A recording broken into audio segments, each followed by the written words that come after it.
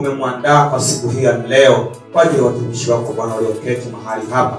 Asante Bwana, ukabariki neno ambalo Mungu limekusudiwa kwa siku hii ya leo, ambalo Bwana limetoka kwako, na mkabidhi kwako mtumishi wako akanene kama chombo kilichoamriwa na wewe uliye juu. Ni katika jina la Yesu ninakemea kila mamlaka ya nguvu za giza ambazo Bwana zinatembelea katika mioyo yetu, na ziamuru kuanzia sasa zikatoweke kwa jina lako Yesu.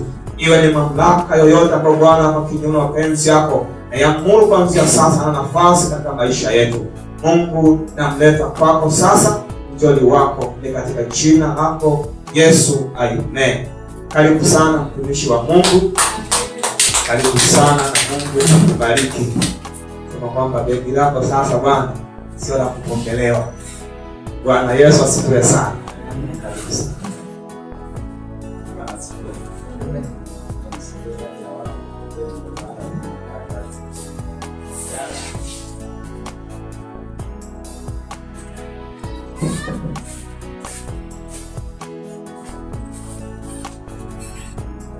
Asifiwe. Bwana asifiwe. Amen. Mungu ni mwema, ambaye ametupa neema na kibali tena kuwepo siku ya leo. Natumaini kila mmoja anaendelea vizuri, lakini namshukuru Mungu kwa sababu tupatia nafasi ya kuwepo tena siku ya leo. Lakini ni kwa kusudi lake na mapenzi yake ili tuweze kuendelea. Na leo ni siku yetu ya pili ya semina, lakini vile tukiwa ndani ya hiyo semina vile tunaendelea na maombi. Bwana asifiwe sana. Kwa hiyo tunapiga dago. Bwana asifiwe. Kwa hiyo nashukuru sana kwa ambaye alikuwepo jana. Naamini kuna sehemu ambayo umefanya kwa sehemu, au kuna namna ambavyo umetoka kwa sehemu, na kama umejiandaa vizuri kwa ajili ya maswali yote yataweza kujibiwa siku ya leo, ambaye uliandaa maswali yako kulingana na ambapo tulitembea jana kwenye semina ya kwanza, na leo semina ya pili au siku ya pili ya semina yetu. Maswali yote yataweza kujibiwa siku ya leo, lakini kabla yote utangulizi ni kwamba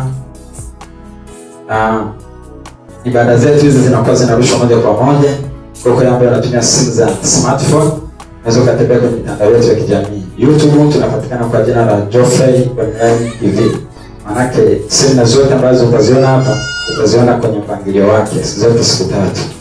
Kwa hiyo kama unahitaji kufuatilia masomo yako kwa ndani zaidi, unahitaji kurejea, kurudia, kuelewa zaidi, kwa hiyo utaweza kuingia YouTube, uta search Geoffrey Online TV. Utaweza kupata pale, kwa sababu ibada zetu nyingine zote tunarushaga moja kwa moja. Lakini kwenye mitandao mingine, Facebook utanipata kwa jina moja tu, Mwinjilisti Geoffrey John. TikTok utaweza kunipata kwa Geoffrey John 21, yani 21. Ukiandika pale, masomo yote yataweza kurejea pale. Lakini Instagram vile vile utaweza kunipata kwa Mwinjilisti Geoffrey John. Utaweza kupata masomo na kila kitu kinachoendelea katika ulimwengu wa kiroho na mitandao mingine. Mungu akubariki sana. Lakini vile vile tunajihusisha na sisi ni wazazi wa Biblia, lakini na tenzi. Kwa hiyo kama unahitaji Biblia, unahitaji tenzi na hauna, unaweza ukatuona. Vitu hivyo ni rahisi sana kuvipata, vipo kwetu.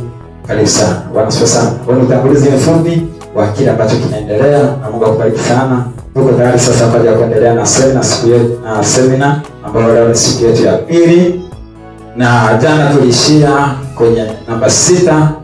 Kwa nini tunaokolewa au uliokolewa ili uwe barua inayosomeka, tukaishia pale.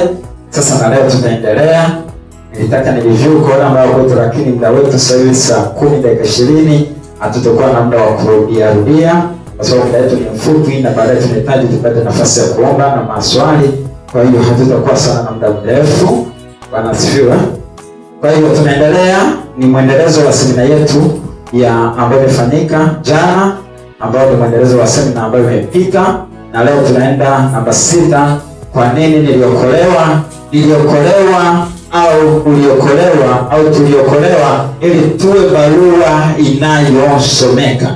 Kwa nini mimi niliokolewa? Niliokolewa ili niwe barua inayosomeka. Yaani unapokuwa kwenye jamii fulani, alafu wewe ni mtu uliokoka na ni mtu ambaye anapokutazama hauwezi kujivunia kitu kwako, maanake wewe unakuwa sio barua inayosomeka. Yaani mtu anapokupa barua au unapokuwa umeandika barua ya maombi ya kazi, alafu unaipeleka kwenye eneo la kazi kwa ajili ya kuomba kazi, alafu ile barua isipokuwa haisomeki vizuri au maelezo yake hayajitoshelezi, maana ile barua haiwezi kurudisha majibu. Inaweza ikakataliwa au ikachomwa moto, kwa sababu ile barua haina vigezo na haieleweki. Lakini ile barua lazima iwe na anwani, lazima ile barua iwe na mwongozo, ile barua lazima iwe na maelezo ambayo mtu akisoma kweli anasema hii barua ina kitu fulani ambacho mimi kinaweza kunisaidia kusonga mbele au kuchukua hatua kulingana na ile barua. Na ndio tunasema kwamba mtu yeyote lazima awe barua inayosomeka. Yaani mimi lazima niwe barua kwenye jamii ambayo ninaishi mimi, au katika mazingira ninayoishi mimi lazima niwe barua ambaye kila mtu anayenitazama anaona kabisa huyu ni mtu wa Mungu ambaye nikienda kwake mimi ninapata majibu ya maswali yangu. Maana barua imebeba majibu ya maswali ya mtu fulani. Kwa hiyo maanake mimi kama sijabeba majibu ya mtu fulani, maanake mimi ni barua ambayo haisomeki. Kwa nini tunasema kwamba mimi ni barua iliyosomeka? Tunapotazama katika Wakorintho wa pili sura ya 3 mstari wa 2 hadi wa 3, Biblia inasema ninyi ndini barua yetu iliyoandikwa mioyoni mwetu, inajulikana na kusomwa na watu wote. Mnadhihirishwa kwamba mmekuwa barua ya Kristo tuliyoikatibu, iliyoandikwa si kwa wino bali kwa Roho wa Mungu aliye hai, si katika vibao vya mawe ila katika vibao ambavyo ni mioyo ya nyama. Tafsiri ya habari njema inasema hivi: ninyi wenyewe ni barua yetu sisi. Anapozungumzia ninyi wenyewe, alikuwa anazungumzia wale ambao tayari wameweza kumpokea Bwana Yesu, tayari wamekwisha kumkiri Yesu Kristo, amekuwa tayari Bwana na Mwokozi wa maisha yao. Kwa hiyo wale watu wanafanyika kuwa barua inayosomeka ili mataifa mengine au watu wa mataifa ambao watamjua Kristo waweze kuokolewa. Hapa tunaongea swala la kusudi la kuokolewa kwangu mimi, na ndio maana tunazungumzia swala la kwamba mimi lazima niwe barua inayosomeka, kwa sababu mimi natakiwa niwe chachu ya kuwasaidia wengine. Wanaponitazama tu wanajua Kristo yupo na anaishi ndani yangu na anafanya kazi ndani yangu. Maanake mtu yeyote aliyeokoka, maanake anatakiwa awe amebeba majibu ya jamii fulani, amebeba majibu ya watu fulani, ya kwamba wanapomtazama tu wanachukua majibu, wanapokea majibu ya maswali yao. Lakini watu wanapokutazama lakini wanabaki na maswali wala wapati majibu yao, maanake wale watu hawawezi wakakuona ni barua inayosomeka, isipokuwa unakuwa ni mtu ambaye ni barua ambayo haisomeki. Na ndio tafsiri ya habari njema inasema ninyi wenyewe ni barua yetu, barua iliyoandikwa mioyoni mwetu, kila mtu aione na kuisoma. Hiyo barua iliyoandikwa ndani yetu sisi aione na kuisoma. Maanake kilichoandikwa ndani ya mioyo yetu, kilichoachiliwa ndani ya mioyo yetu ni neno la Mungu. Kwa mtu anapotutazama anamuona Kristo ndani yetu au anamuona Kristo ndani yangu, akisha kumuona Kristo anayaona yale majibu yakiachiliwa moja kwa moja, na yeye anaanza kusonga mbele katika jina la Yesu. Bwana asifiwe.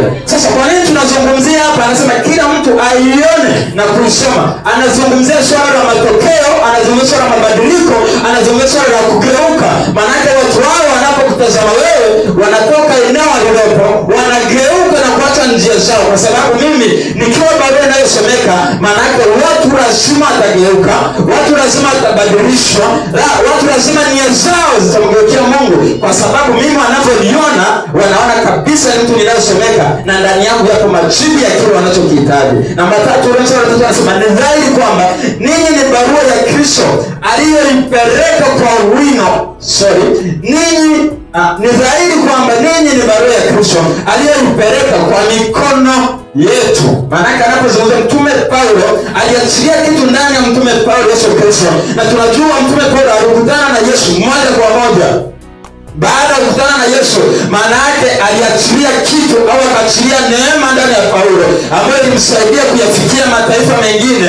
Maana yake Mtume Paulo alitumwa kama barua kwa ajili ya kufikia watu wa mataifa, na ndio maana alikuwa ni barua inayosomwa na wengi, na kila aliyesoma barua kupitia mtume Paulo aliweza kuokolewa, aliweza kubadilika, na aliweza kubadilishwa na kuwa mtu mwingine. Na ndio maana tunaona injili mpaka imetufikia leo, kwa sababu kuna watu walikuwa barua inayosomeka. Wasingelikuwa ni watu ambao ni barua inayosomeka, tusingeweza kupokea ile injili au kupata ile neema ya kusikia injili na sisi kuamua kuipa Bwana Yesu maisha yetu.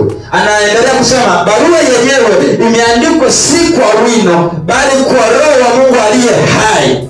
Bwana asifiwe sana. Kwa hiyo maana yake kile kilichoachiliwa ndani yetu sisi tunazungumzia, unaposoma ile Ibrania, nadhani katika Ibrania 12 pale sura 9 kama sikosei, anazungumzia habari ya sheria mpya. Anazungumzia mtu ambaye ndani yake sheria imeandikwa ndani ya moyo wake. Maana hiyo mtu hata kuwepo kutakuwepo kufundishana kwa mdogo wala mkubwa, isipokuwa hao watu sheria ya Bwana itaandika ndani ya mioyo yao, nao wataishi ndani ya hiyo sheria ya Bwana. Na ndio anasema bali kwa Roho wa Mungu, bali kwa Roho wa Mungu aliye hai. Imeandikwa si juu ya kipande cha jiwe, bali juu ya mioyo ya watu. Maana yake kile kitu kiliachiliwa ndani yetu, kwa sababu mtu akishatengenezwa ndani ya moyo, swala la mabadiliko ya nje ya mwili linakuja automatically. Na ndio maana sisi hatuhitaji kukuhubiria habari ya acha kutenda dhambi, kwa sababu ukishabadilishwa ndani yako wewe, swala la kutenda dhambi wewe kwako linakuwa si kitu, kwa sababu litaondoka lenyewe automatically, kwa sababu mtu akishabadilishwa ndani ya moyo. Na ndio maana ninasema hivi, linda moyo wako kulinda chochote unacho, kwa sababu ndiko zitokako chemchemi za uzima. Maana yake baraka zote, mabadiliko yote yanatokea ndani ya moyo wako. Na ndio maana mtu akishabadilishwa moyo wake, mtu akisha ruhusu moyo wake upokee neno la Mungu na limtengeneze, swala la mabadiliko kwa nje linajidhihirisha lenyewe, kwa sababu matengenezo yanaanzia ndani ya mtu. Bwana sasa.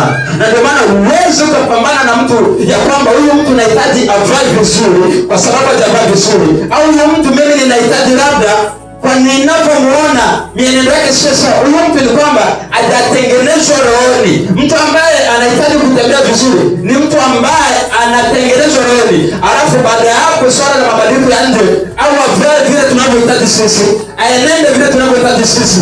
Yule mtu tunaona mabadiliko yanatokea ghafla baada ya kuruhusu moyo wake utengenezwe kwanza. Mtu ambaye hajaruhusu moyo wake utengenezwe, huyo mtu atakana kusumbua kila wakati, kwa sababu hawezi kubadilika ikiwa ndani ya moyo wake bado hajabadilika. Na ndio maana sheria haiandikwi nje. Kile kitu, ile neema inachukua ndani ya mtu, alafu inajidhihirisha kwa nje automatically, alafu barua inaanza kuleta matokeo. Bwana asifiwe sana. Na ndio watu nasema kwamba watu wengi hawasomi Biblia. Bwana asifiwe sana. Yaani usifikiri kwamba watu ambao hawajamjua Kristo wanahitaji kusoma Biblia ili waokoke. Watu ambao hawajamjua Kristo wanahitaji kusome wewe, kwa sababu wewe ni injili iliyo hai. Wanapokusoma wewe ndipo wanapopokea mabadiliko. Watu wanaanza kusoma Biblia baada ya kuwa wamekusoma wewe, kwa sababu maisha ya mtu ni injili iliyo hai inayoishi na inayotembea kwa kila mtu na inayoleta mabadiliko. Ukishajitambua kwamba mimi ni injili iliyo hai, ya kwamba kila mtu anaponitazama anaona injili ya Yesu Kristo, kila mtu anayetazama anaona neno la Bwana, watu lazima tabadilike, kwa sababu mimi ni barua inayosomeka kwa kila mmoja.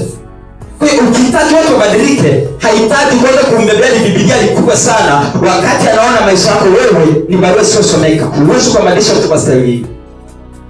Bwana asifiwe sana. Hapa tunazungumzia swala la kusudi la kuokolewa kwangu. Maana kisha tambua kusudi la kuokolewa kwangu, wewe lazima utajenga mazoea ya kwamba mimi ni barua inayosomeka, ya kwamba mimi pale mtaani wananitambua kwamba mimi ni mtumishi wa Mungu, ya kwamba mimi kama ni binti wanamtambua kwamba huyu ni binti Sayuni ambaye kila mtu anayemtazama anajua huyu binti kweli kasimama, au mtu anayesema huyu binti hata kumwendea anasema, yaani ukimwendea huyu binti lazima utakutana na vitu vya tofauti, ya kwamba ni binti mwenye msimamo, kwa sababu ndani yake amejaa Roho Mtakatifu, anajulikana kama binti Sayuni, kwa sababu mienendo yake na maisha yake yanawatambulisha watu ya kwamba ameokoka. Lakini ukiwa ni binti ambaye una uwezo wa kufikika kwa kila mmoja, ya kwamba kila kibaya kinachokuja wewe unakipokea, maana yake uwezo kwa barua inayosomeka, kwa sababu watu hawajaona kile ambacho wanakihitaji juu ya maisha yako.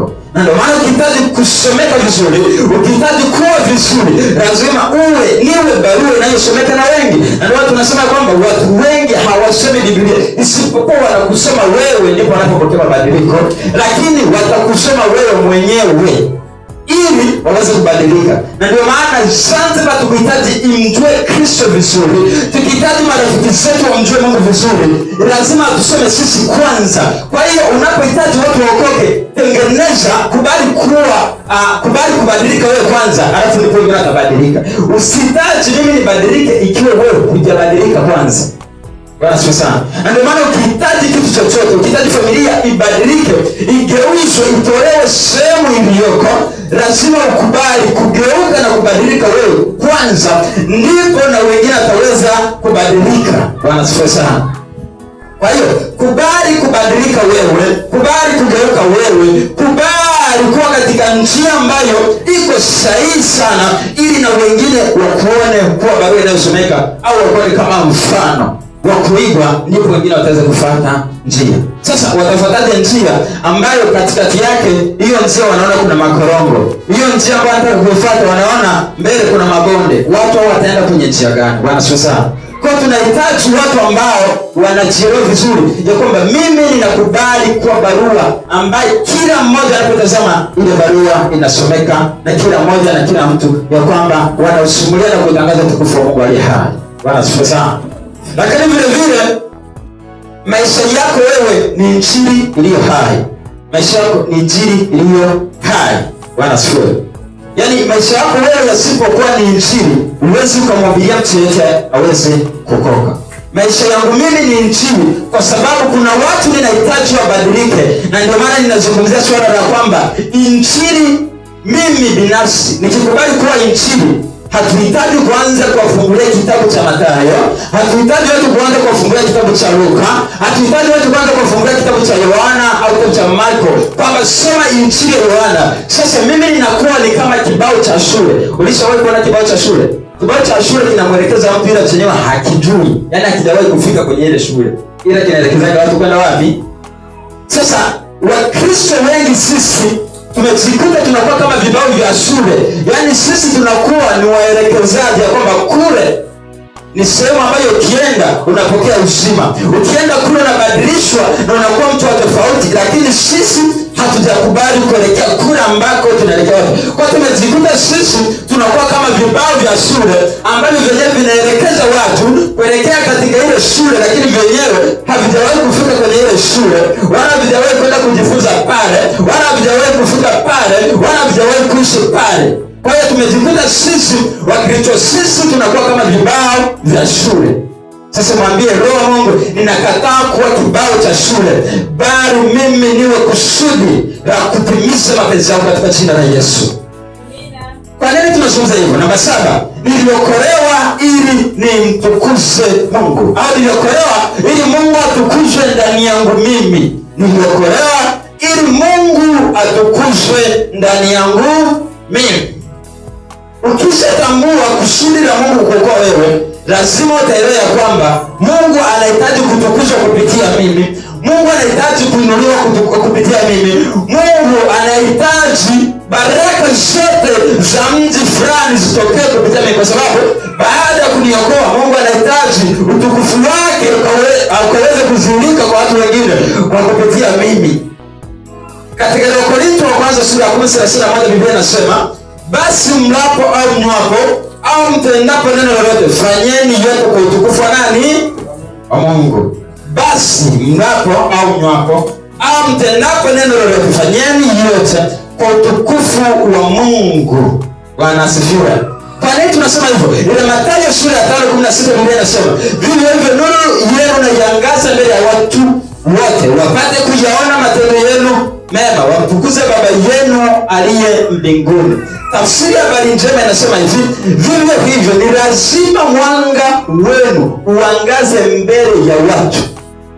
Vivyo hivyo hivyo mwanga wenu lazima uangaze mbele ya watu. Kwa nini? Kwa sababu wale watu wapo gizani, na kama watu wapo gizani, mimi nikisha kuwa ni mwanga ukaangaza kwa wale watu, lazima tu watapokea Kristo na atakuwa Bwana na Mwokozi wa maisha yao, na wao wataanza kutembea katika level nyingine ambayo tunahitaji, na kusudi la Mungu ndipo anapoona likifanya kazi kwa mtu husika. Na ndio maana anasema vivyo hivyo ni lazima mwanga wenu uangaze mbele ya watu, ili wayaone matendo yenu mema, wamtukuze Baba yenu aliye mbinguni. Yaani watu hawawezi kumtukuza Mungu wasipomwona Mungu ndani yetu anaishi. Hawawezi kumtukuza Mungu wasipoona Mungu akijidhihirisha kwetu. Yaani ni sawa unamwambia Yesu anaokoa, au unamwambia ukija kwa Yesu utapona, yaani magonjwa tulionayo hayatakuwepo. Lakini anapokutazama anaona ni mtu ambaye ni dhaifu, anaona ni mtu ambaye yupo katika hali ya kuchoka sana. Yaani ndani yake anajiuliza, sasa huyu mtu anayeniambia mimi nikija kwa Yesu nitapata uponyaji, nitapata mabadiliko, nitakuwa mtu wa tofauti kweli, hapa hapa kuna mwangaza kweli au ndo sio? Sasa anapozungumza swala mwangaza ni kwamba mimi kama kuna mwangaza ndani yangu, maana yake hapa tunazungumzia mwangaza, maana yake ni mtu ambaye ndani yake tunaona neno ambalo, kwa sababu neno likiwa ndani ya mtu tayari ndani yake kuna mwangaza. Na ndio maana akasema kwamba inapokuwepo kweli ya Mungu ndani yako, maana yake tayari mtu ndani yake anakuwa ana mwangaza. Unaposoma katika ile Zaburi kama sikosei, anasema kwamba neno la Mungu ni taa, tena ni njia ya miguu yangu. Maana yake ule mwangaza au ule mwanga au ile njia tunaona ya kwamba ni neno la Mungu. Na ndio maana ule mwangaza tunakuja kuangalia kumbe ni neno ambalo linakuwa ndani ya mtu. Sasa na ule mtu ambaye anataka watu waokolewe, na yeye ule mwangaza hana, yaani kifupi hana neno la Mungu ndani yake. Sasa ule mwangaza ambao anautaka yeye uwafunulie wengine, sijui ni mwangaza gani. Ndio maana ukihitaji matokeo, ukihitaji mabadiliko, lazima uruhusu neno la Mungu liishi ndani yako.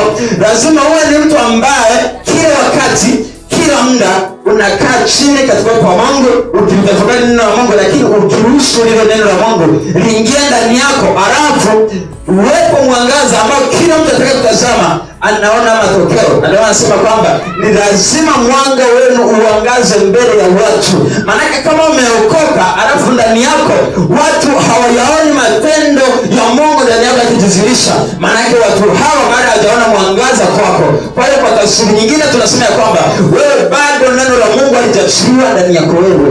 Kwa sababu neno la Mungu ni taa, ni njia. Maana kila anayetazama lile neno, anayetazama ndani yako anaona mwangaza wa kutosha. Bwana sifa sana.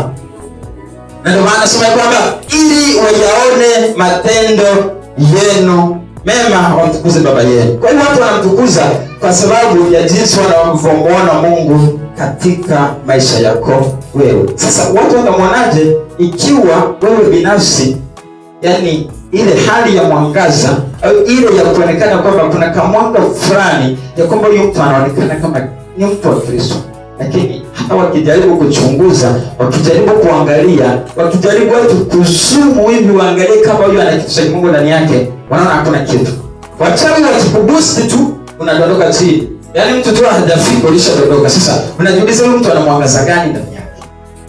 Au ni huyu mtu mwenye mwangaza ndani yake hauwezi kuwa ni mtu ambaye ni mtu wa mashaka. Yaani ya kwamba mtu mwangaza ndio mtu ambaye anakuwa anashiria mabadiliko ndani yake, lakini mtu ambaye anakuwa mtu mwenye ujasiri na mwenye nguvu ya kutenda ile kazi ya nani? Kazi ya Mungu. Sasa ikiwa watu wanahitaji kubadilika, hapa anapozungumzia swala la kwamba ni lazima mwanga wenu uangaze mbele ya watu, ili watu waone matendo yenu mema, wamtukuze Baba yenu aliye mbinguni. Watu hawawezi kumtukuza pasipo kumuona Mungu ndani yako, lakini vile vile Mungu akiwa anakutumia ishara, miujiza ikiwa inatembea ndani yako ikidhihirisha kupitia wewe, watu hawawezi kumtukuza Mungu. Yaani watu wanamtukuza Mungu kwa kile kitu ambacho kinadhihirika kwa wazi katika ulimwengu wa nje. Mchawi anapokuja kujaribu akakutana na moto kule, anasema kabisa hapa kuna ngoma nyingine nimefeli.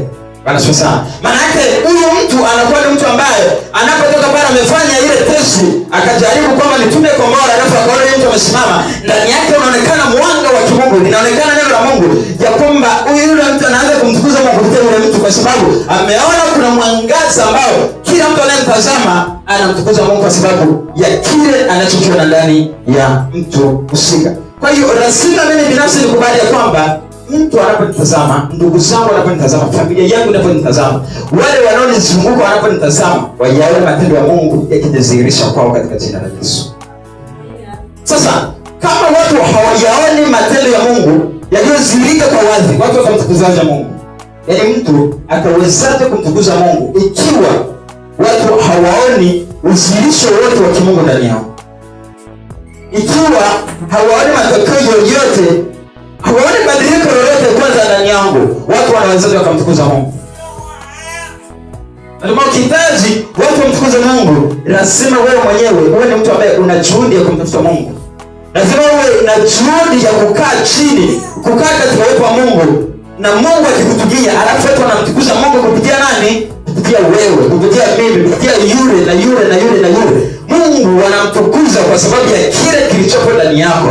Watu wanamtukuza Mungu kwa sababu ya udhihirisho wa Mungu. Na ndio maana Daudi katika Zaburi ya 105 mstari wa 8 anasema kwamba ninamtaka Bwana na nguvu zake. Anahitaji nguvu za Bwana zidhihirishe juu ya maisha yake kwa sababu anahitaji kuona watu wanapomtazama yeye wanaona utukufu wa Mungu, na watu wanamtukuza Mungu kupitia Daudi kwa sababu wanaona utukufu wa Mungu uliodhihirika kwa wazi. Kila unachofanya kifanye kwa utukufu wa nani? Wa Mungu. Kuna watu wanafanyaga vitu ili wasifiwe na watu. Mimi nasema kwamba ukifanya kitu ili usifiwe na watu, maana yake utapata hesabu au ijara kwa wale watu. Ila ukifanya kitu kwa sababu ya Mungu, utapokea thawabu kutoka kwa Mungu kwa sababu utakuwa umefanya kile kitu kwa utukufu wa nani? Sasa ni mfano, labda mimi nimeamua kuja kufanya usafi kanisani, labda ni siku ya Jumamosi ambayo makanisa mengi anakuwa kuja kufanya usafi. Lakini yule mtu kiwalisia ndani yake anakuja kufanya usafi ili mchungaji labda amuone kabisa yeye ndiye anayefanya usafi siku ya Jumamosi. Manake yule mtu atapata ijara yake kutoka kwa mchungaji kwa sababu nia yake kabisa na mawazo yake anafanya ili mchungaji amuone anafanya usafi.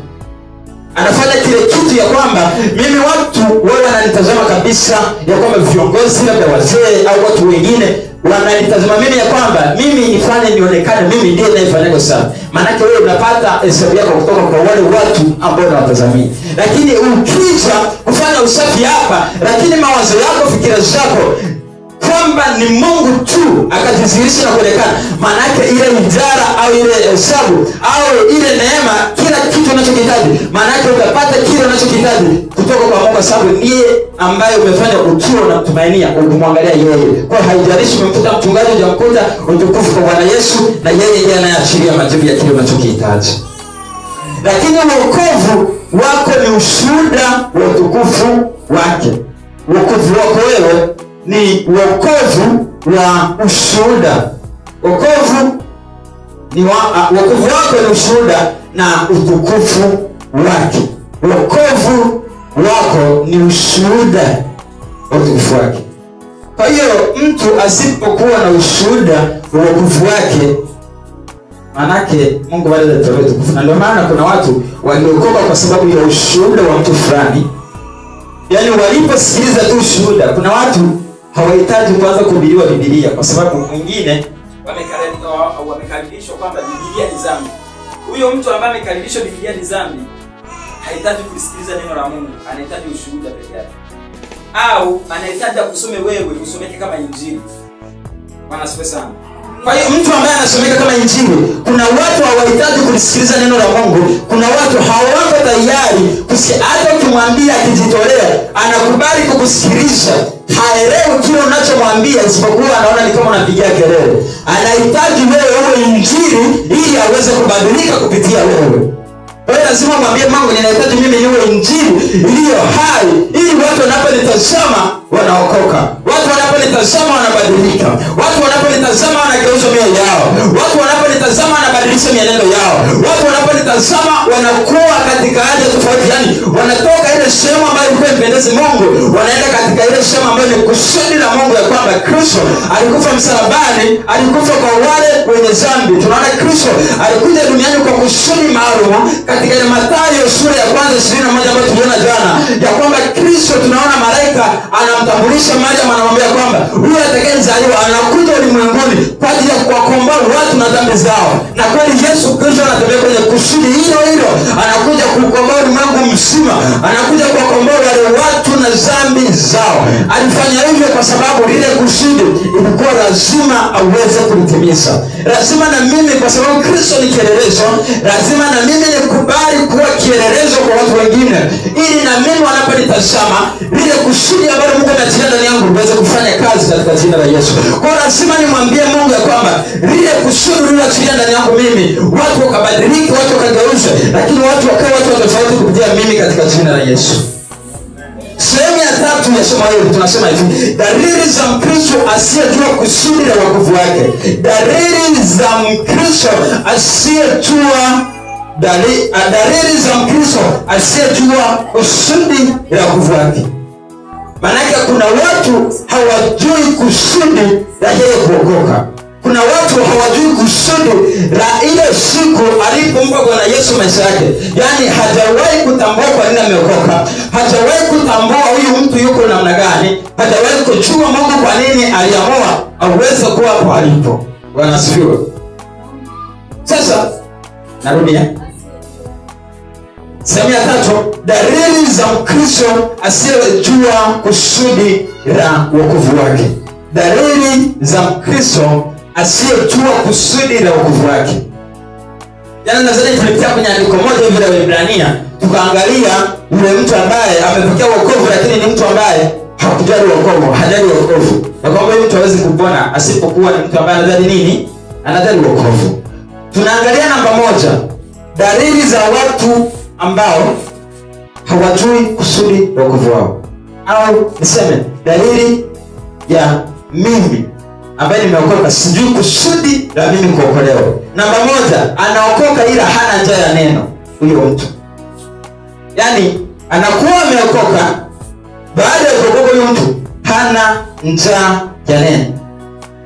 Dalili za Mkristo asiyejua kusudi la wokovu wake. Huyu mtu anakuwa ni mtu ambaye ameokoka ila hana ile njaa ya neno. Sasa ukishakuwa mtu hauna njaa ya neno, maanake sasa wewe huwezi kabisa kukua wala huwezi kumwelewa Mungu. Mtu huyu tunapomtazama ya kwamba ameokoka ila hana njaa ya neno, sasa huyu mtu atapokeaje mabadiliko ndani yake ikiwa huyu mtu hana njaa ya neno?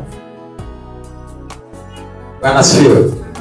Sasa hizi ni dalili ambazo tunazitazama kama tano hivi, tutazitazama ya kwamba watu hawa au mtu huyu ambaye ameokoka lakini hajui ile kusudi la wokovu wake, au hajui kusudi la kuokoka kwake, au hajui kusudi pale Mungu alipomwokoa, ya kwamba lile kusudi, zile dalili ni zipi? Ya kwamba huyu mtu anakuwa ameokoka ila hana ile njaa ya neno. Lakini namba mbili, anaabudu lakini hatumiki. Yaani ni mtu ambaye yupo kanisani lakini hatumiki. Ulisema kuona, yaani mtu yupo kanisani mwaka mzima, sio mshemasi, sawa?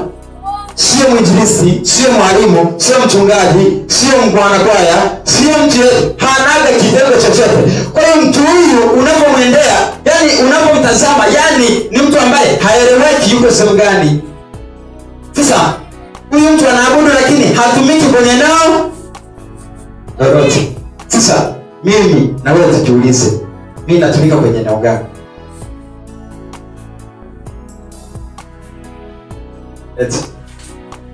Wewe jioni tu ndani ya nafsi yako, alafu chukua maamuzi.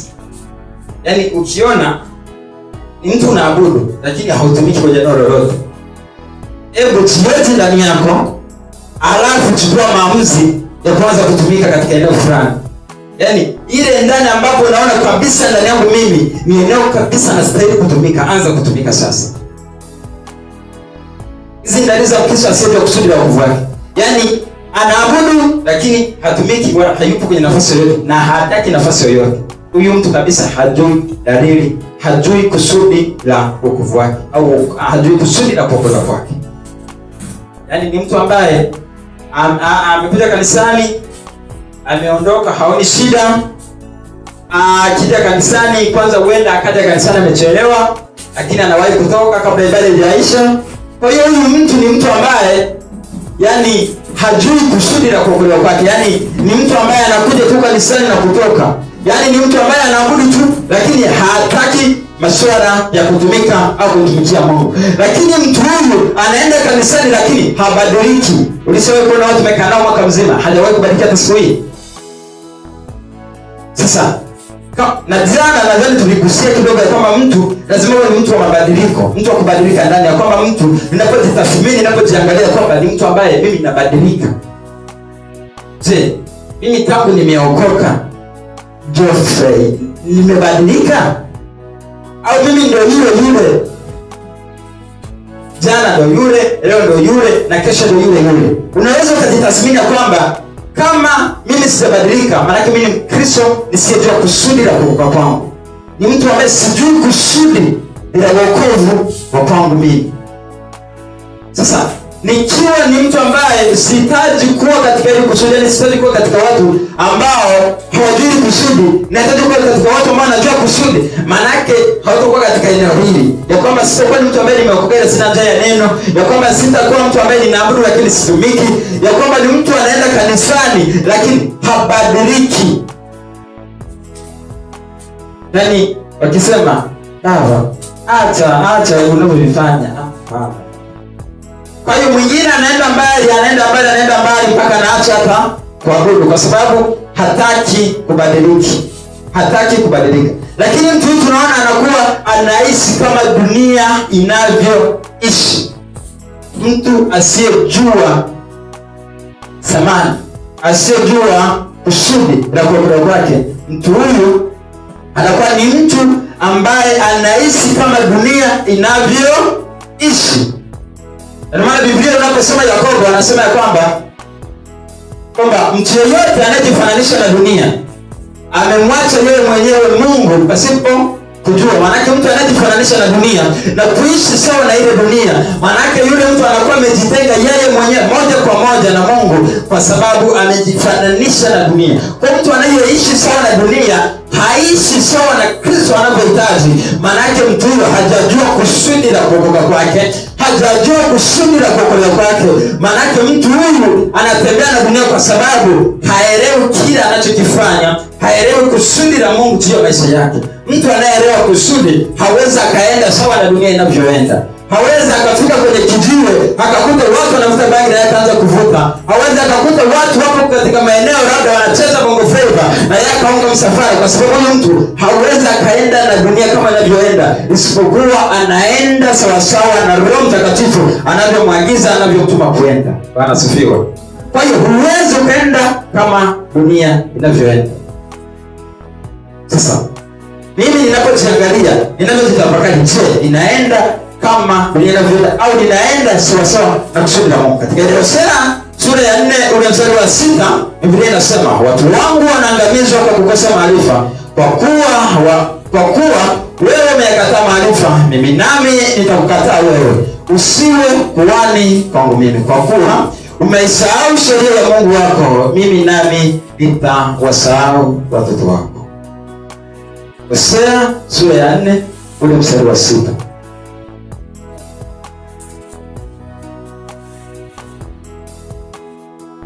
Watu wangu wanaangamizwa kwa kukosa maarifa.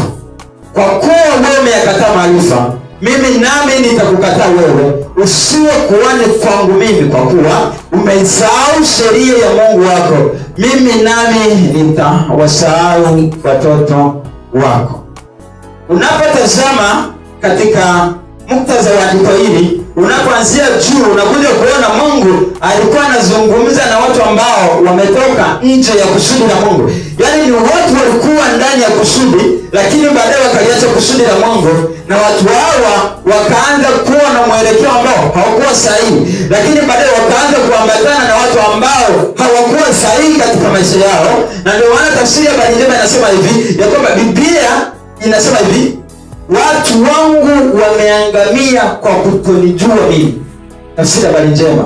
Kwa hiyo mtu anayerudi nyuma, mtu anayefuatisha dunia hii inavyoenda, mtu ambaye anaishi maisha ambayo hampendezi Mungu, mtu ambaye haishi kwenye kusudi la Mungu, isipokuwa anaishi kwenye vile akili zinamtuma, huyo mtu anakuwa ni mtu, tunaona anarudi nyuma, anaangalia kwa sababu Mungu anasema kwamba anaangalia kwa sababu hanijui mimi.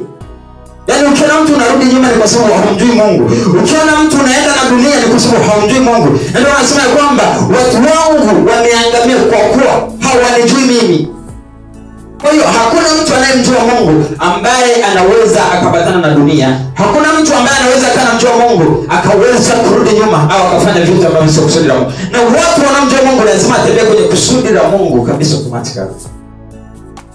Sasa maana wewe kwani umekataa mafundisho, nimekukataa kuwa kuhani kwangu kwa kuwa umesahau sheria ya Mungu wako, nami pia nitawasahau watoto wako. Maanake unapotembea katika kitu ambacho mtu huyu tunaona aliangamia kwa sababu amekataa kumjua Mungu, hamjui Mungu, ameangamia kwa sababu hamjui Mungu. Biblia inasema kwamba Mungu hapa tunaona alikuwa anamzungumzia kwani ni mtu ambaye aliamua kufuata mafundisho mengine, akaacha ile kusudi la Mungu. Lakini baada hapo tunaona kwamba matokeo yake unakuta kwamba matokeo yale mabaya yanakuja kwako wewe, lakini vile vile yale matokeo yanaambatana na kizazi chako wewe. Na ndio maana mtu anayetembea kwenye kusudi, lile kusudi linatembea kuanzia yeye mpaka kwenye kizazi chake.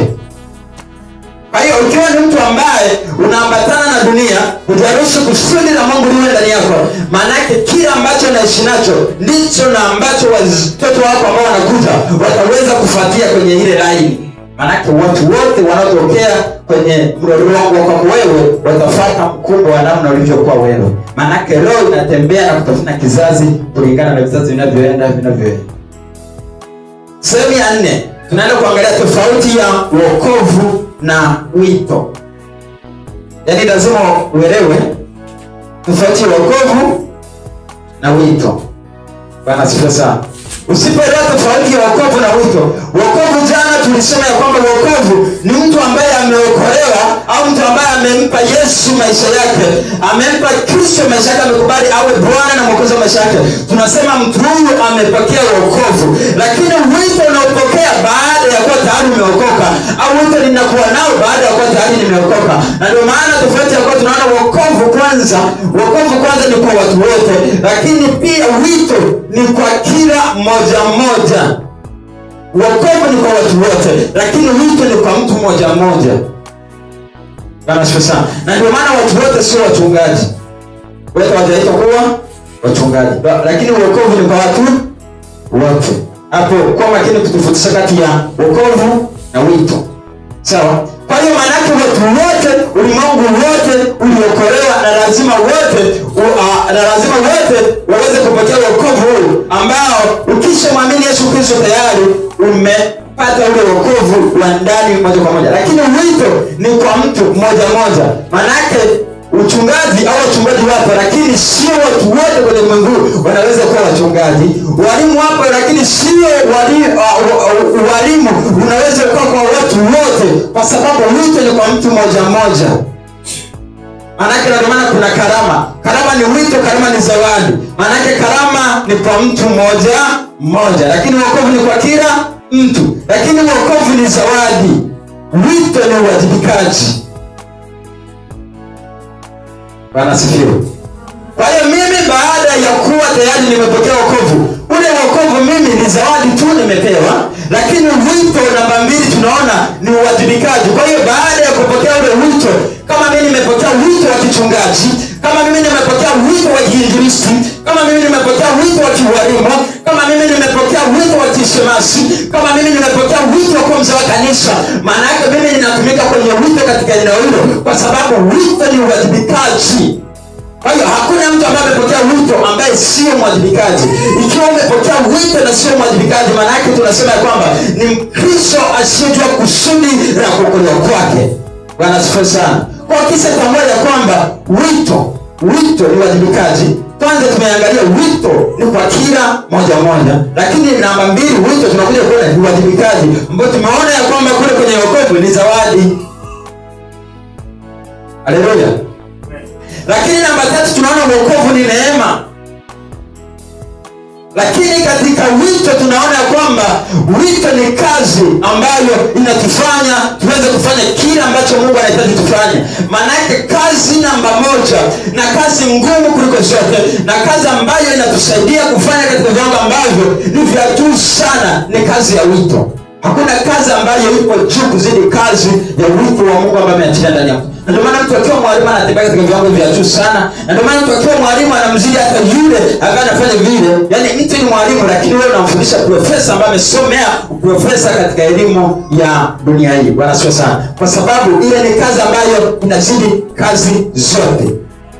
Wito unakusaidia kutembea katika viwango vya juu. Wito unakusaidia wewe kukufanya ufanye ile kazi katika level ambayo kwa akili zako wewe usingeweza. Ila wito unakufanya utembee katika kiwango ambacho sio cha kawaida. Na ni kazi ambayo ni nzuri, ambayo inakuleta matokeo ambayo hakuna kazi yoyote ambayo inaweza kukupa matokeo kama kazi ya wito wa kimungu. Anasifa sana. Ukishatambua wito ndani yako, tembea katika ule wito na lazima utaona matokeo kupitia ule wito. Hakuna mtu ametembea katika kusudi la Mungu, hakuna mtu ametembea katika ule wito hajaona matokeo. Ninaweza mimi nikawa mfanya kazi kwenye eneo fulani na nikazumiwa, lakini hakuna mtu yeyote ambaye amefanya kazi ya Mungu au ameitwa na kufanya ile kazi alafu yule mtu hajaona matokeo. Haijawahi kutokea katika eneo la wito. Bwana asifiwe sana. Lakini wokovu ni mwanzo wa kila kitu unachojua wewe. Kwa hiyo wokovu kama ni mwanzo, wito ni nini sasa? Wito ni safari inayomsaidia mtu kutembea katika zile level anazozihitaji za kiroho. Bwana asifiwe sana. Kwa hiyo kama wito ni safari, maana yake mimi ninapoendelea kutembea, maana yake ule wito unanisaidia kuwa na safari ambayo ni safari yenye matumaini, ni safari inayoleta matokeo, lakini ni safari inayonisaidia ili watu wengine waweze kumjua Kristo. Lakini wito ni safari inayonisaidia kwenda mbinguni. Maana yake ule wito usiponisaidia kwa safari ya kupeleka mbinguni, ule sio wito. Wito unakusaidia, ni safari ambayo inakusaidia wakati unaenda kufanya kazi ya Mungu, lakini wito huku unakupeleka mbinguni moja kwa moja. Hakuna kazi nyingine ambayo inaweza ikakupa safari ya kupeleka mbinguni zaidi ya wito wa Mungu pekee yake. Bwana asifiwe sana. Bwana asifiwe. Wangapi wananielewa? Sema kabisa hapa mimi naelewa na mabadiliko yanaanza kutokea. Wangapi wanasema ndani ya mwaka huu lazima nilete watu kwa Yesu? Amina. Kweli kabisa watu watakuja hapa? Amina. Wangapi wanasema mwezi huu lazima nilete mtu hapa? Amina. Tunyoshe, mimi nitakuja, tusifikiri niko mbali ya roho. Amina. Yaani unasema kabisa mimi kupitia semina hii nilishaanza kutambua kusudi la kukuletea. Kwa hiyo lazima ndani ya mwezi huu kabisa ile mtu kweli nilikuwa na muda kumbe nilikuwa sijaelewa tu. Ndani ya mwezi huu lazima nimlete mtu. Nani anasema ukia atafanya hivyo? Sinaweza kufanya hapa. Mmoja hapa.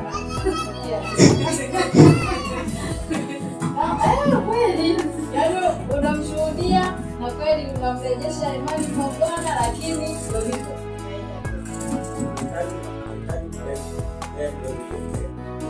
anasikia au tukujibu kwa Biblia. Magari ndio kujibu tatuona wendo mzembe. Yaani tukiangalia Biblia, mtu ambaye ameongoza sala ya toba, umemsaidia amekuja kanisani na ameokoka. Alafu yule mtu hajakuwa. Biblia inakuja kutuonyesha na kusema vizuri, inakuja kutuonyesha wendo mzembe. Kwa sababu baba asiyejua kumtunza mtoto, asiyejua kumlea mtoto mpaka akakua, huyo sio baba bora.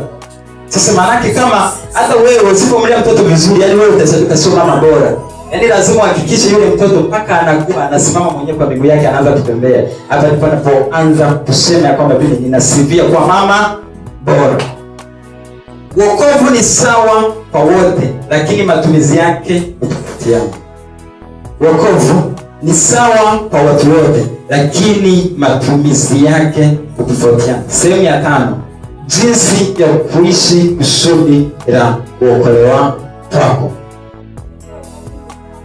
Wokovu ni sawa kwa watu wote.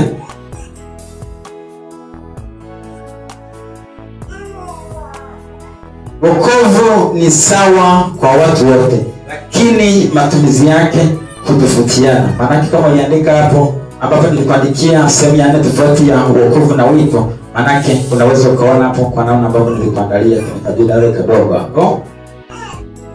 Kwa sehemu ya 5 tunaenda kuona jinsi ya kuishi kusudi la kuokolewa kwako, au jinsi ya kuishi kusudi la kuokolewa kwako. Kwanza au namba 1, dumisha uhusiano wa karibu na Mungu.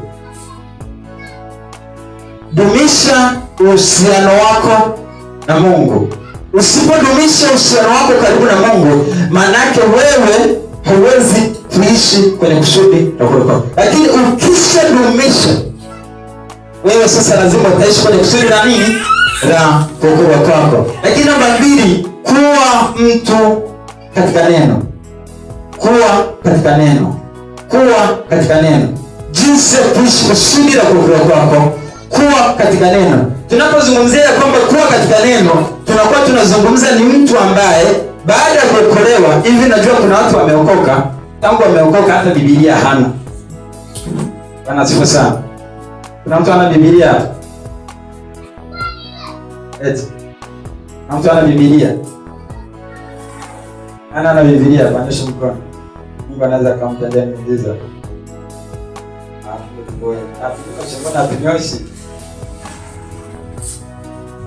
Ambaye hana Biblia kabisa, anishe mkono kabisa. Sawa. Hizo Biblia si wapi?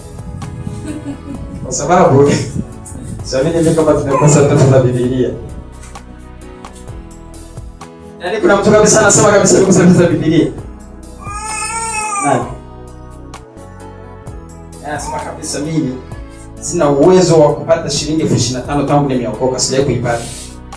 Asema ukweli. Sasa ikiwa nina uwezo wa kufanya kitu chenye zaidi ya 30, manake sasa hivi Biblia inamsaidia nini mtu? Kwa sababu ili uweze kukiweka kipaumbele, kuna kipindi nilishawahi kufundisha somo kwenye kanisa jingine, nikafundisha umuhimu wa kitu fulani. Yaani kitu unachokipa muhimu ndicho kinacholeta matokeo kwako, au kitu unachokipa muhimu ndicho kinachoishi katika maisha yako. Bwana Yesu asifiwe sana. Ikiwa neno la Mungu umelipa umuhimu juu ya maisha yako, maana yake hilo neno litaendesha mfumo mzima wa maisha yako. Nikatolea mfano nikasema hivi, mlevi anaendeshwa na pombe kwa sababu pombe ile ameipa umuhimu na ndio maana inaendesha. Yaani kitu chochote nikisha kipo muhimu, mimi nikisha kipa ile thamani ya namba 1, kile kitu badala ya mimi nikiendeshe na ambali nimekipa umuhimu mimi, kile kitu baada ya muda mfupi kinaanza kuniendesha mimi. Na ndio maana kitu nilichokipa umuhimu katika maisha yangu ndicho kinachoishi katika maisha yangu. Ikiwa neno la Mungu sijalipa umuhimu katika maisha yangu, hilo neno la Mungu haliwezi likawa na umuhimu juu ya maisha yangu. Maana yake neno la Mungu nikihitaji lianze kufanya kazi ni pale ninapoonesha juhudi ya kile ambacho ninahitaji kupata matokeo. Maana yake lazima niwe mtu. Sasa tunapozungumza kwamba niwe mtu ambaye ninakuwa katika neno, uwezi kuwa katika neno kama hauna Biblia, kwa sababu Biblia ndio msingi ambao utakusaidia kukua katika kile ambacho tunakizungumza hapa. Sasa ikiwa Biblia sina, nafanyaje? Anasema sana. Na ndio maana kuna huduma ambayo nimejiunga mimi. Hii huduma inahusiana habari ya ushuhudiaji wa injili mitaani. Nadhani huko mbele tutakuja kuambizana zaidi. Ile huduma tunapoingia mtaani katika eneo lolote ambalo tunakuwa tayari tumeanza ile kazi, kila anayeokoka, cha kwanza anapewa Biblia bure, cha pili anapewa tenzi bure, na cha tatu yule mtu anapeleka kwenye kanisa ambalo tutamlea sawa sawa na kusudi la Mungu, ili akapoe vizuri na wale watu watafuatiliwa kwa yule mchungaji atakuwa. Kwa hiyo jambo la msingi ninalo hata mimi binafsi, ukiacha hiyo huduma, mimi binafsi mtu anapookoka, cha kwanza kama nisipomnunulia Biblia ninaona huyu mtu ana uwezo wa kununua Biblia, cha kwanza ninamfundisha anunue Biblia. Ndio namba 1. Yaani usimwongoze mtu sala ya toba mwaka mzima mtu aje kununua Biblia. Ninajua shida sio kwa yule aliyeokoka, shida ni kwa aliyemshuhudia. Maana yake huenda na yeye kununua Biblia mpaka zilitoka za misaada ndipo alipoanza kumiliki Biblia. Sasa kikuta mtu ambaye anamiliki Biblia ya msaada, hata akimshuhudia mtu hawezi akamwambia alio cha kwanza ni Biblia. Sasa yule mtu atakuaje wakati Biblia yenyewe hana ndani? Bwana asifiwe sana. Ndio maana unapomshuhudia mtu, hakikisha kwanza unamjenga kwenye msingi, aelewe kazi ya neno la Mungu ni nini juu ya maisha yake. Sasa ili aelewe kazi ya neno la Mungu, lazima umsaidie kuipata hiyo Biblia. Ikiwa una uwezo wa kufanya hivyo na ndani yako Mungu anakusukuma uweze kumpa hiyo Biblia, mpe Biblia alafu endelee kumlea kupitia hilo neno la Mungu. Sasa unamshuhudia mtu anaokoka, alafu mtu hakui. Hakuna mtu ambaye aliwahi kukua pasipo kulisoma neno la Mungu, hayupo. Kwa sababu siwezi kukua kupitia maombi. Maombi yanamsaidia mtu kukua kiroho. Isipokuwa maombi yanakujengea kuwa karibu wewe na Mungu.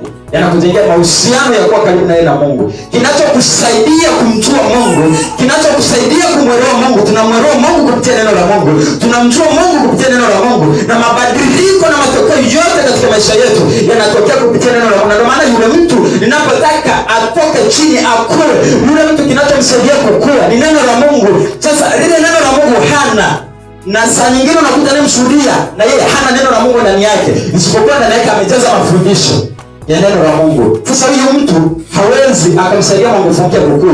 Na ndio maana unakuta tuna watu wengi wameokoka alafu wanarudi nyuma, kwa sababu unapomwongoza mtu sala ya toba, kujajali mahitaji yake ya msingi. Ni sawa umemzaa mtoto, mtoto badala ya uruhusu apate maziwa ya mama, unaanza kumpa sasa ugali ya kwamba huyu mtoto atakuwa. Hawezi kukua, kwa sababu baada ya yule kuokoka anahitaji kukaa kwenye misingi ya neno, sio akae kwenye mafundisho. Wenda baada ya kuokoka akaenda kukaa kwenye mafundisho ya mitume na manabii, akaanza kuangalia mafuta ya upako, huyo mtu hatakuwa kiroho. Kwa hiyo atakuwa ni mtu ambaye amejengwa kwenye fundisho la mafuta, alafu anasema ameokoka, kumbe hajaokoka, kwa sababu baada ya kuokoka aliachwa na yeye akaingia kwenye dimbwi la mafundisho ya mitume na manabii ya mafuta ya maji na vitu na vingine na kadhalika, kwa sababu hakupata msingi ulio bora kumsaidia kusimama. Kwa sababu msingi wenye kumsimamisha mtu ni neno la Mungu peke yake, hakuna kitu kingine. Ikiwa umeokoka na neno la Mungu huna, ikiwa umeokoka na Biblia huna, wewe huwezi kukua. Ukitegemea mafundisho, mimi nakwambia ukweli, utapotea. Kwa sababu utatoka hapa na tulivyokuwa tumeendelea sana, utaenda kwenye mitandao, utaanza kwenda kumgoogle mtumishi wa Mungu mwingine, utaanza kufuatilia mafundisho yake pasipo kuelewa kwamba mimi huyu anachokifundisha, je, nikienda kuangalia kwenye neno la Mungu kinasema hivyo, au ni mtu wa kumeza kila kitu ambacho mimi ninakipotea? Na ndio maana katika Wakorintho nasema kwamba tusiwe watu wa kufuata kile kinacho mafundisho, maana mafundisho kuna wakati atawapoteza watu na kuna wakati ya mafundisho yatafika mwisho, lakini neno la Mungu haliwezi likafika mwisho. Kila kitu kitapita, lakini neno la Mungu haliwezi kufanyaje? Kila kitu kitapita, lakini neno la Mungu haliwezi kufanyaje? Sasa ikiwa neno la Mungu haliwezi likapita, maana yake mimi ninahitaji kusimama vizuri kwenye kusudi la nani? Bwana asifiwe sana. Sasa nadhani muda wangu mimi unaelekea ukingoni sana. Sasa ni saa 11 na mimi nahitaji baadaye tuna muda mzuri wa kuomba ili tusile muda wenu. Kwa leo ninaomba tuishie hapo. Kesho tutaweza kuendelea, na kesho tutakuwa na muda mzuri wa kuendelea na semina yetu. Kesho tutakuwa na vitu vya Mungu sana hujawahi kuona. Bwana asifiwe sana. Natamani kesho unapokuja njoo na mtu, usije peke yako. Yaani tunatamani kanisa kesho lifurike mpaka watu wakae na huko nje. Bwana asifiwe. Kwa hiyo sikubali kuja kesho ibadani hujaja na mtu. Mwambie jirani, kesho njoo na rafiki yako na ndugu yako. Bwana muambizane hawa. Mwambie kwa ujasiri, kesho njoo na mtu. Asipokuja na mtu tunamrudisha. Bwana asifiwe. Kwa hiyo kila mtu kesho aje na mtu. Hivi vitu vyote vijae mpaka watu kesho wasimame. Kesho tunamalizia, ni siku ya 3. Ni siku ambayo tunakuja tuko full package. Bwana asifiwe sana. Mwalimu wetu na mabili hataweza kusimama, yeye atasimama kesho moja kwa moja. Kwa kesho zinasimama timu za mpira 2 kwa wakati. Bwana asifiwe sana. Tutakuwa na neno, tutakuwa na maombi na maombezi. Kesho leta na wagonjwa. Yaani kama kuna mgonjwa ameshirikana tuletee. Yesu anaponya kila mtu. Ukiwa na shida na changamoto, kesho tutaweza kuomba juu ya changamoto. Na kila mtu mwenye changamoto hii atafunguliwa. Bwana Yesu asifiwe. Amen. Bwana asifiwe. Amen. Ninaomba sasa mtu mwenye swali katika kile ambacho tumejifunza jana kwenye semina ya siku ya kwanza jana, lakini na leo, kama kuna eneo na swali, karibu.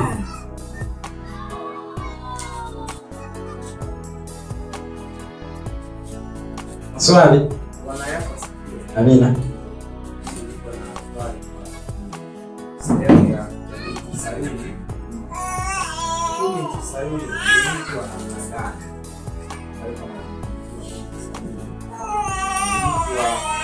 Gani?